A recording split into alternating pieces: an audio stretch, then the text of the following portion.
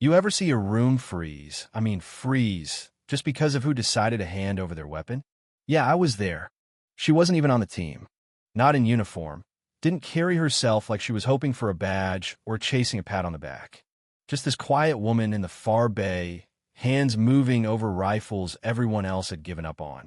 She didn't need permission. Not the type. And you could tell, you know what I mean? Sometimes respect is earned so quietly, nobody notices until someone important does. Most days in that armory, it was all sound grips, clanking metal trays, smart talk about gear upgrades, somebody always mad about a bolt sticking or sight drifting. But her corner, man, it was like someone pressed mute. Just the brush of oil, click of a pin, the sigh of someone actually paying attention.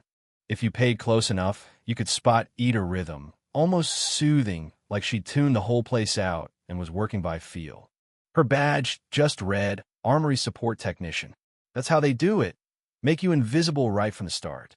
These contracts, always the lowest bidder, mostly folks with a handbook and not much more. No one used her name. Hell, I don't think half the team even asked. She wasn't in the rotation, not because anybody hated her, but because the system says support's not really us. They figured she was a temp, or worse, some favor for someone higher up. She never said otherwise. Didn't correct anybody, just did the work, head down. Day after day, she took the jobs no one wanted. Broken receivers, gummed-up rifles, gear with gremlins that made experienced armorers cuss under their breath. You could see her matching bolt carriers by instinct, lining up optics quicker than most of us could blink. She never asked for range time, never tried to show off. If you saw her at work, it was fast fluid like she'd done it 1,000 times. Which, turns out, she probably had. Thing is, her fixes weren't just quick, they were magic. Triggers got smoother, optics dialed, and so Chris guys would swear they'd swap scopes. Reliability went from good enough to damn near perfect.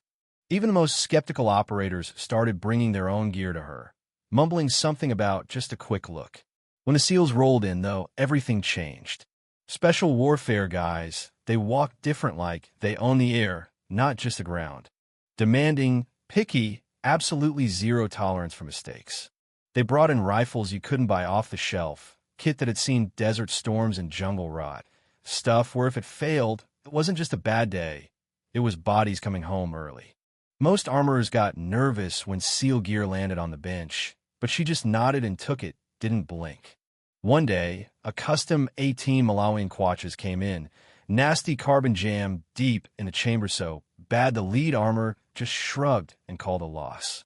That rifle was worth more than some cars, and nobody wanted to be the one who broke it for good. She didn't say a word, just took it. While everyone else was griping, she's there working delicate movements, that weird little curve tool I'd never seen before, doing things that looked simple but probably weren't. Petty Officer Marcus Rivera, one of the old hands, noticed. That guy, 2 decades of watching people handle weapons, knew when he saw someone out of the ordinary. He stood quiet, just watching how she gripped the tools, the way her fingers danced around the internals, never hesitating. Rivera's got this thing. He only lets people he trusts touch his personal weapon. I mean, nobody, but something about her, it clicked for him. He just walks up, unslings his own rifle. Everyone in the base saw it. I promise him, lays it down in front of her. Says real clear, let her finish. You could have heard a pin drop. You don't hand over a weapon like that. Not to someone nobody knows. Silence. Some guys laughed. One mumbled, he's serious? But Rivera didn't budge. Arms folded. His whole reputation on the line, right there. She took that rifle, didn't say thanks. Didn't act surprised, just ran her hand along the frame, eyes half closed, and then paused, right above the gas block. Listened. I'm telling you, she heard a micro fracture. 10 minutes later, that thing looked better than new. She didn't hand it back. Set it gently on his side of the bench, stood, and just walked away. That night, you could feel the shift. Thompson, the team's senior NCO, pulled her file. 23 years, and the guy's seen every trick in the book, but this one had gaps that made no sense. No boot camp, no certs, but she had classified clearance 3 levels up from the rest of us. In her file, just one line. Former SOTB field armorer, retired, not discharged. SOTB. Special Operations Team Black. Thompson just stared at the screen. That wasn't something you said out loud. Black Ops, Shadow Assignment, 6 years of deployments that never made the paperwork, then nothing. Just disappeared. Some said she left after Kandahar mission went sideways, 2 squads compromised. Nobody ever confirmed. Whatever happened, she never talked. But you could see it in her hands, how she never fumbled, how she knew every pressure point on a rifle under fire. Those scars you don't get from classroom. Funny thing, next week everything felt different. She still wore that blank badge, still kept her corner, but guys nodded now. Operators started asking real questions, technical, serious, the kind you only ask someone who's been there. She never lectured, just gave straight answers, a raised eyebrow, sometimes just a look. Didn't need a title. And out of nowhere, somebody built a new rack, custom wood, engraved, holding just one rifle Riveras. On the brass plate, 3 words, let her finish. No name, no fuss, just that moment burned in. It became a ritual. Most challenging problems went to her quietly.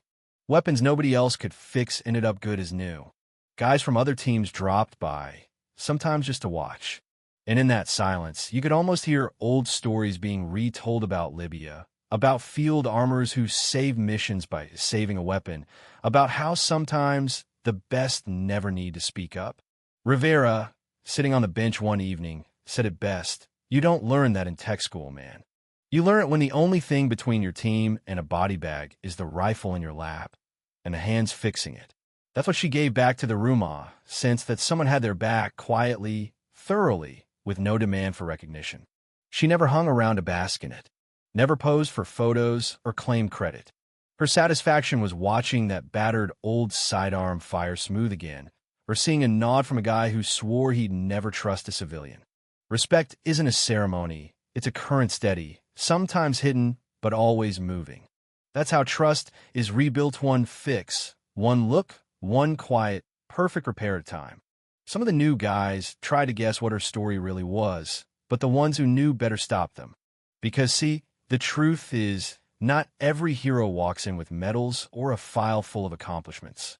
Some walk in, take the job no one else wants, and show what real competence looks like. Some just let their work do the talking.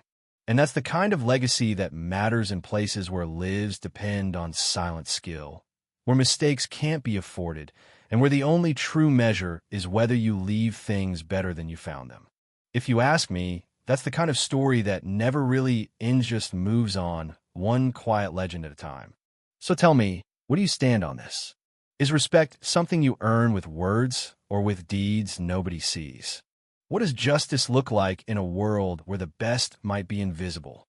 Drop your take below. Let's hear what you really think about competence, trust, and the kind of heroes who never ask for applause. Xin chào các bạn, mình là Trinh, mình phụ trách viết content. Trên đây là những công việc của mình, là mình lên mạng xã hội tìm hiểu những video. It is cold, yeah.